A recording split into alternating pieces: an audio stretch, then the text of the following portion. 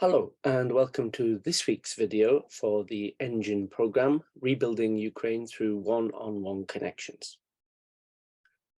This week I'll be looking at the verb be, and this is a very interesting verb in a lot of different languages. The verb be has a lot of different forms compared to other English verbs. Let's look at the forms of the verb be.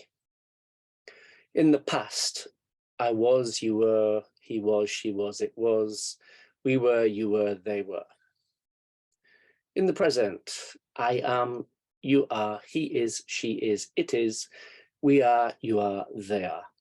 And the future. The English has several different future tenses and ways to express future ideas and actions. So here is a very simple way to express the future in English. I will be, you will be, he will be, she'll be, it will be, we will be, you will be, they will be. In simplified form, it looks like this. Past has two forms, was and were. Present has three forms, am, are, and is. And future has just a combination with an auxiliary verb be and other ways of expressing the future. So in total, there are 6 forms.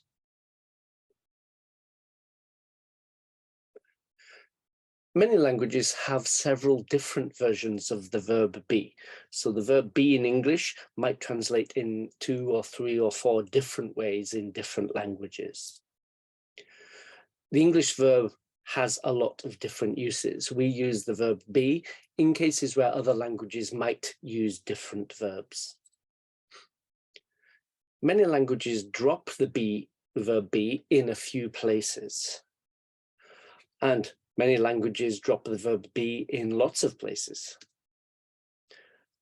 Many languages don't drop be. Many languages need you to use the verb be in almost all constructions. Here are some uses of the verb be. We can use be to express existence, location, where something is located, identity, what somebody is or who somebody is, something like that. The characteristics of a person or a place or a thing, these could be permanent characteristics or temporary characteristics. Equivalence, and so on. There are other functions of the verb be in English. Let's look at the concept of existence. To say that something exists, we can use the word there plus be. There are millions of stars in the universe. They exist. There is a cup on the table. A cup exists on the table. We can also use the verb be to talk about location, to say where something exists. Be plus a preposition usually. The cup is on the table. Notice the difference between existence and location. There is a cup on the table. The cup is on the table. In the first sentence, there is a cup on the table. There does not have its usual meaning of at that place. It has the meaning of there is, has the meaning of it exists. We can use be to talk about identity. That man is my father, or he is the headmaster. We can identify someone or something. We can also use be with an adjective to talk about characteristics.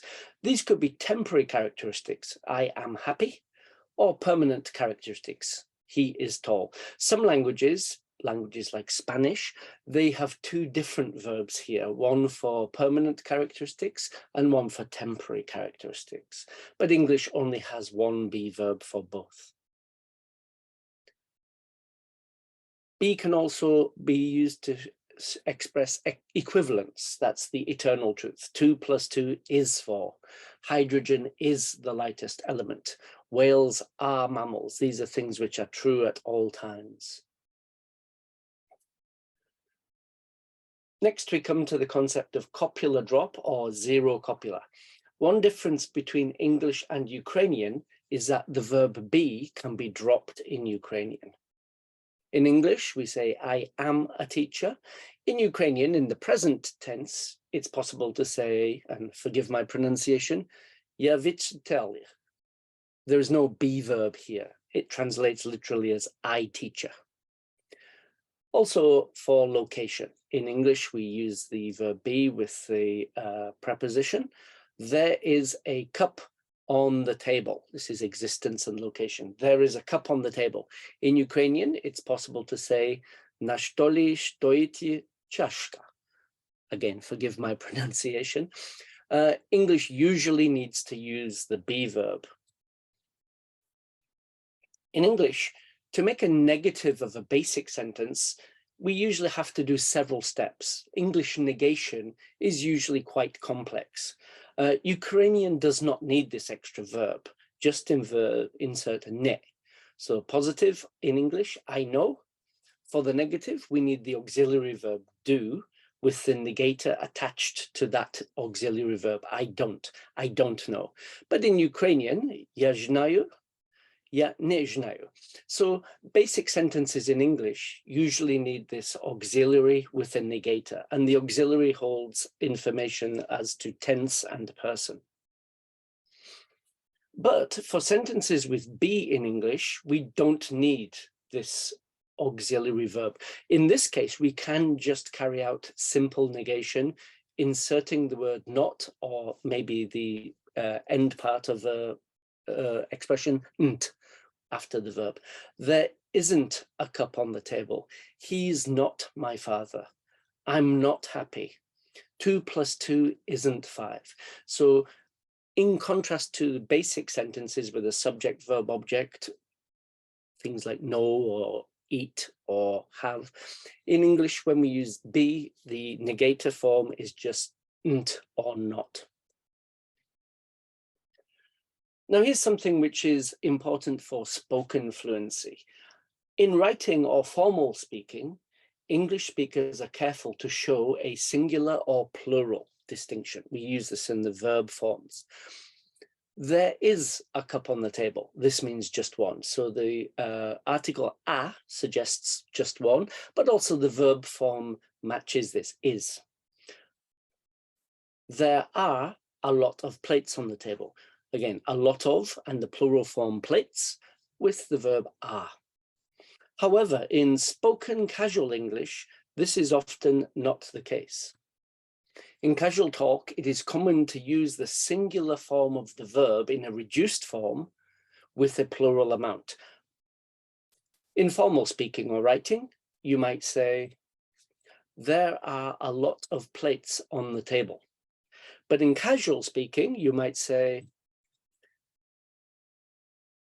there's a lot of plates on the table. There's a lot of plates on the table. Notice here that we're using the reduced form, z, after the word there, and the plural, a lot of, with plates. I think this is because, and this is speculation, English speakers sometimes have trouble in fast speaking putting together a lot of similar sounds. Like, there are a lot of plates. In slow speaking, this is fine.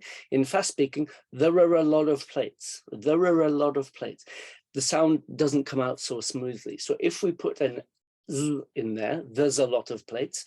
This is easier to hear, even though it breaks a grammatical rule. But this is quite common. Notice, however, that we don't use is in the full form. There is a lot of plates on the table is grammatically incorrect and sounds a little bit unusual. But there's a lot of plates on the table. This is fine for fast speaking. You might hear this. If you're taking a test, follow the grammar rule, but in casual fast speaking, it's not necessary. Thank you for listening.